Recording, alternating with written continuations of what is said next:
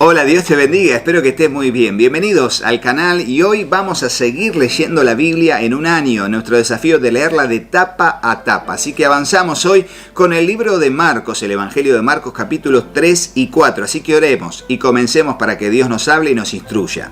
Señor Dios, te damos gracias por este tiempo que vamos a invertir en la lectura y meditación de tu palabra. Te pedimos que nos hables y que nos instruyas en tu perfecta voluntad a través de estos capítulos del libro de Marcos, de este Evangelio que te muestra como un siervo, como aquel que vino a servir y dar su vida en rescate por muchos. Dios, aquí está nuestro corazón, como una tierra fértil donde tu palabra y tu semilla será sembrada. Te ruego, Dios, que allí pueda germinar, crecer y dar fruto al 100, al 60 o al 30 por uno, conforme sea tu propósito y nuestra fe en tu bendita palabra. Te lo pedimos en el nombre de Jesús y juntos decimos amén y amén. Y así leemos el capítulo 3 y 4 en el día de hoy del Evangelio de Marcos. Dice así, versículo 1, titulado Jesús sana en el día de descanso. Jesús entró de nuevo en la sinagoga y vio a un hombre que tenía una mano deforme. Como era el día de descanso, los enemigos de Jesús lo vigilaban de cerca. Si sanaba la mano del hombre, tenían pensado acusarlo por trabajar en el día de descanso. Jesús le dijo al hombre con la mano deforme, ven y ponte de pie frente a todos. Luego se dirigió a sus acusadores y les preguntó, ¿permite la ley hacer buenas acciones en el día de descanso o es un día para hacer el mal? ¿Es un día para salvar la vida o para destruirla? Pero ellos no quisieron contestarle. Jesús miró con enojo a los que lo rodeaban, profundamente entristecido por la dureza de su corazón. Fíjense, enojo y tristeza como causa de la rebelión y el pecado. Es lo mismo que Dios tenía y que manifestaba a través de sus profetas en el Antiguo Pacto, ahora a través del Hijo, enojado y con profunda tristeza en su corazón a causa de la dureza del corazón de ellos. Entonces le dijo al hombre, extiende la mano. Así que el hombre extendió la mano y la mano quedó restaurada. Los fariseos salieron enseguida y se reunieron con los partidarios de Herodes para tramar cómo matar a Jesús. Multitudes siguen a Jesús, versículo 7, dice así. Jesús fue al lago con sus discípulos y una gran multitud los siguió. La gente llegaba de toda Galilea, Judea, Jerusalén, Idumea, del oriente del río Jordán y de lugares tan al norte como Tiro y Sidón. Las noticias sobre sus milagros corrían por todas partes y una enorme cantidad de personas llegó para verlo.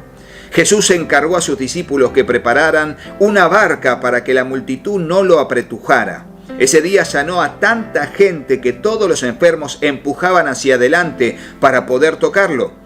Y cuando los que estaban poseídos por espíritus malignos lo veían, los espíritus los arrojaban al suelo frente a él y gritaban, ¡tú eres el Hijo de Dios! Pero Jesús ordenó severamente a los espíritus que no revelaran quién era él. Tremenda autoridad.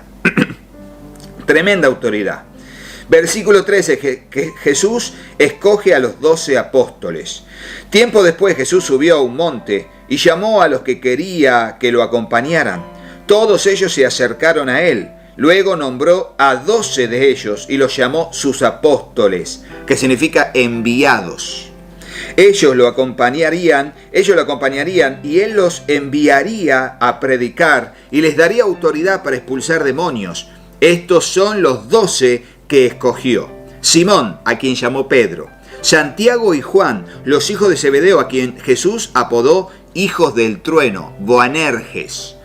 Andrés, Felipe, Bartolomé, Mateo, Tomás, Santiago, hijo de Alfeo, Tadeo, Simón el celote. Los celotes eran un grupo revolucionario que luchaba contra Roma tomando las armas, ¿no? Este era allí, uno de ellos. Judas Iscariote, quien después lo traicionó.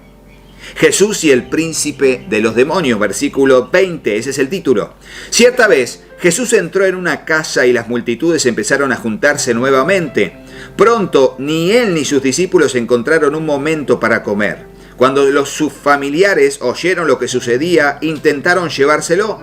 Está fuera de sí, decían. Pero los maestros de la ley religiosa que habían llegado de Jerusalén decían: está poseído por Satanás, el príncipe de los demonios. De él recibe el poder para expulsar los demonios. Y está hablando justamente de que le atribuían a Jesús el poder para expulsar demonios a través de ser poseído por el mismo Satanás. O sea, Jesús tenía dentro de sí a Satanás. Y como Satanás era el príncipe con más autoridad, por eso podía mandar a los demonios.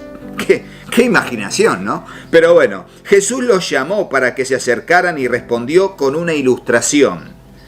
¿Cómo puede Satanás expulsar a Satanás?, preguntó.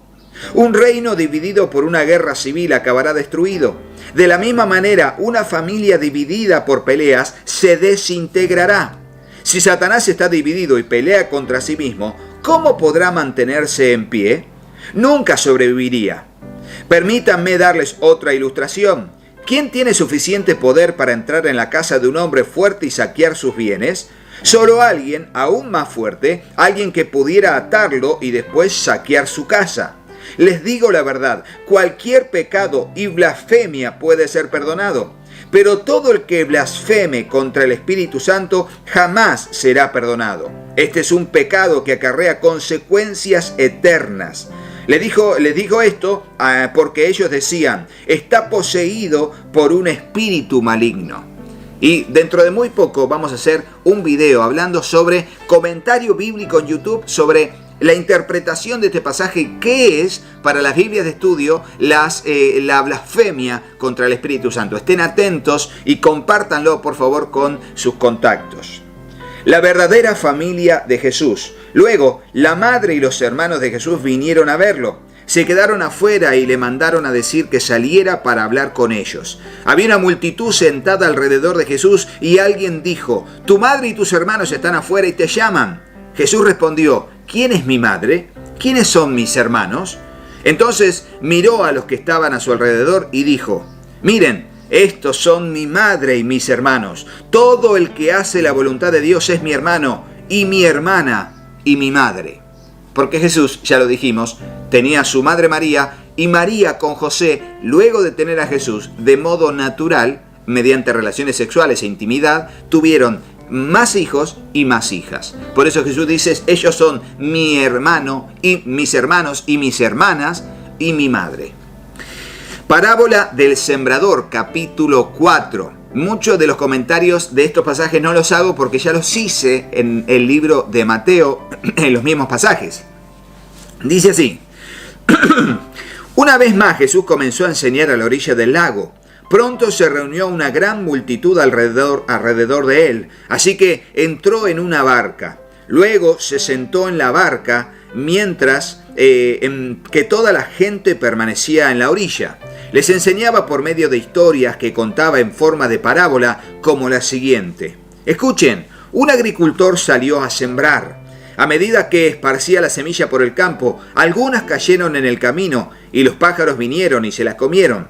Otras cayeron en tierra poco profunda, con roca debajo de ella. Las semillas germinaron con rapidez porque la tierra era poco profunda. Pero pronto las plantas se marchitaron bajo el calor del sol y como no tenían raíces profundas, murieron. Otras semillas cayeron entre espinos, los cuales crecieron y ahogaron los brotes, así que esos brotes no produjeron grano. Pero otras semillas cayeron en tierra fértil y germinaron y crecieron y produjeron una cosecha que fue 30, 60 y hasta 100 veces más numerosas de lo que se había sembrado. Luego Jesús les dijo: el que tenga oídos para oír, que escuche y entienda. Más tarde, cuando Jesús se quedó a solas con los 12 discípulos y con las demás personas que se habían reunido, le preguntaron el significado de las parábolas. Y él contestó: a ustedes se les permite entender el secreto del reino de Dios, pero utilizo parábolas para hablarles a los de afuera, para que se cumpla las escrituras. Cuando ellos vean lo que hago, no aprenderán nada. Cuando oigan lo que digo, no entenderán. De lo contrario, se volverían a mí y serían perdonados. Luego Jesús les dijo: si no pueden entender el significado de esta parábola, ¿cómo entenderán las demás parábolas? El agricultor siembra la semilla al llevar la palabra de Dios a todos. Las semillas que cayeron en el camino representan a los que oyen el mensaje, pero enseguida viene Satanás y lo quita. Las semillas sobre la tierra rocosa representan a los que oyen el mensaje y de inmediato lo reciben con alegría, pero como no tienen raíces profundas, no duran mucho. En cuanto tienen problemas o son perseguidos por creer la palabra de Dios, caen. Las semillas que cayeron entre los espinos representan a los que oyen la palabra de Dios, pero muy pronto el mensaje queda desplazado por las preocupaciones de esta vida, el atractivo de las riquezas y el deseo por otras cosas, así que no se produce ningún fruto. Y las semillas que cayeron en la buena tierra representan a los que oyen y aceptan la palabra de Dios y producen una cosecha 30, 60 y hasta 100 veces más numerosa de lo que se habían sembrado. Parábola de la lámpara, versículo 21. Entonces Jesús les preguntó: ¿acaso alguien encendería una lámpara y luego la pondría debajo de una canasta o de una cama? Claro que no. Una lámpara se coloca en un lugar alto donde su luz alumbre, pues todo lo que está escondido tarde o temprano se descubrirá y todo lo secreto saldrá a luz. El que tenga oídos para oír, que escuche y entienda. Luego agregó: presten mucha atención a lo que oyen. Cuanto más atentamente escuchen, tanto más entendimiento les será dado. Y esto es una clave en el reino de los cielos. Tener disposición para escuchar garantiza de parte de Dios luz para comprender, entender y aceptar y practicar la palabra de Dios. Abrir nuestro corazón delante de su presencia y estar atentos a su voz es lo que garantiza que el Espíritu Santo nos dé claridad, entendimiento y nos ayude a comprender la profundidad de la palabra de Dios para ponerla en práctica, no solamente para saberla y jactarnos de lo que sabemos, sino practicarlo en una vida de devoción diaria para con Dios y para con los hombres. Excelente, excelente. Tanto más entendimiento les será dado cuanto más atentamente escuchen. Una clave tremenda. Y dice, y les dará aún más. Y a los que escuchan mis enseñanzas se les dará más entendimiento, pero a los que no escuchan se les quitará aún lo poco que entiendan. Por eso la disposición siempre es la clave. Parábola de la semilla que crece. Versículo 26. Jesús también dijo: el reino de Dios es como un agricultor que esparce semilla en la tierra. Día y noche, sea que él esté dormido o despierto, la semilla brota y crece, pero él no entiende cómo sucede. La tierra produce las cosechas por sí sola. Primero aparece una hoja, luego se forma la espiga y finalmente el grano madura. Tan pronto como el grano está listo, el agricultor lo corta con la hoz porque ha llegado el tiempo de la cosecha. Por eso la Biblia dice que uno puede sembrar y otro regar, pero el crecimiento lo da Dios. El crecimiento lo da Dios. Tremendo. Por supuesto, pon en el comentario las frases que te parezcan que son relevantes para vos. Aprovechá esto y no solamente escuches o veas o cotejes la lectura, sino también dejá comentarios acerca de estas verdades que vamos expresando de la palabra de Dios que son realmente edificantes para tu vida. Eso también me alienta a mí, sabiendo que están ahí y que están siendo parte de lo que realmente es una gran inversión de tiempo en todo este año. Así que eso me alienta y también ayuda al canal. Sigue diciendo, parábola de la semilla de mostaza, versículo 30. Jesús dijo: ¿cómo puedo describir el reino de Dios? ¿Qué relato emplearé para ilustrarlo? Es como una semilla de mostaza sembrada en la tierra. Es la más pequeña de todas las semillas, pero se convierte en la planta más grande del huerto. Sus ramas llegan a ser tan grandes que los pájaros hacen nidos sobre su sombra.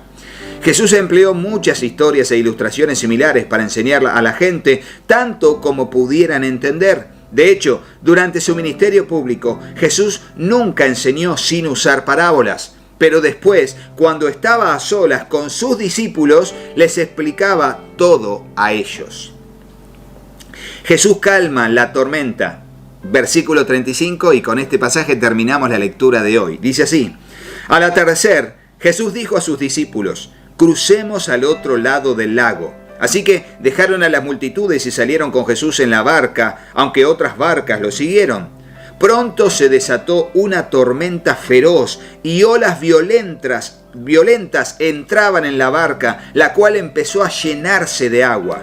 Jesús estaba dormido en la parte posterior de la barca, con la cabeza recostada en una almohada. Los discípulos lo despertaron. «Maestro, ¿no te importa que nos ahoguemos?», gritaron.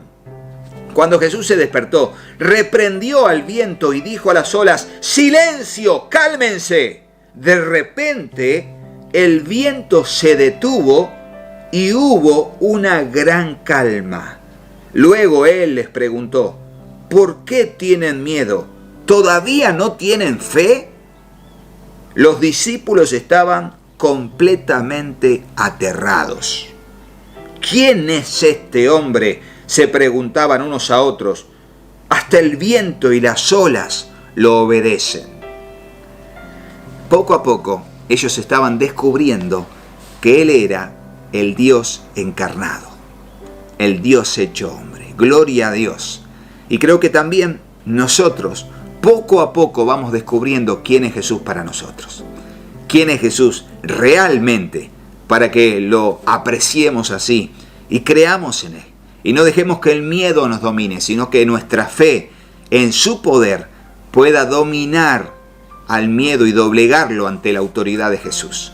Espero que la lectura de hoy te haya bendecido tanto como a mí en este evangelio del libro de Marcos. Y mañana seguiremos, Dios mediante. Aprovechar todos los videos que tenemos en el canal, ponele me gusta al video, por supuesto dejá todos los comentarios que quieras, eso nos ayuda, realmente te digo, ver comentarios a mí me ayuda muchísimo, me gusta mucho saber que están ahí.